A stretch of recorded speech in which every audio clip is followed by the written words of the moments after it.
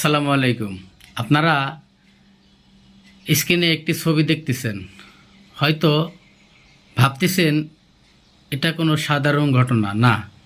এটা মোটেও কোনো সাধারণ ঘটনা না, খুবই অসাধারণ একটি ঘটনা ঘটে গেছে। আর আমি অনুরোধ করব এই ধরনের ঘটনার থেকে আপনারা দূরে থাকবেন। আর কেউ সাহস করে এই বিদ্যুতের খুঁটিতে কেউ উঠতে যাবেন না। দেখেন, এই লোকটা কিন্তু সাধারণ কোনো মানুষ না, কারণ সে একজন ইলেকট্রিক ভালো মিস্ত্রি এবং তার আইডি কার্ড মার্ড সব আছে কোম্পানির তার সাথে, এবং তার শরীরের সাথে যে সেফটি বেলগুলো বেঁধে নিতে হয় সব কিছু আছে।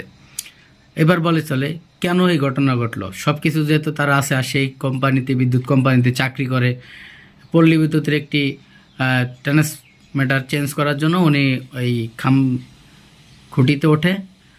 আর আমরা যতটুকু জানি, এই যখন খাম্বাতে উঠবে ওই এলাকার ওই অঞ্চলের বিশেষ করে 10টা না 15টা আপনার খুঁটি, এই খুঁটিগুলো ইলেকট্রিক লাইন বন্ধ থাকে, কারণ এক পার হাউস থেকে এক ট্রান্সফরমার তার এক ট্রান্সফরমার পর্যন্ত পার হাউস লাইনটা বন্ধ করে দেয়। আর এটা বন্ধ করার জন্য কিন্তু জেলা পর্যায় থেকে এই নোটিশটা নিতে হয়। তা তো এত কিছুর পরেও কিসের জন্য এই লোকটার মারা গেল এবং দুর্ঘটনা ঘটল?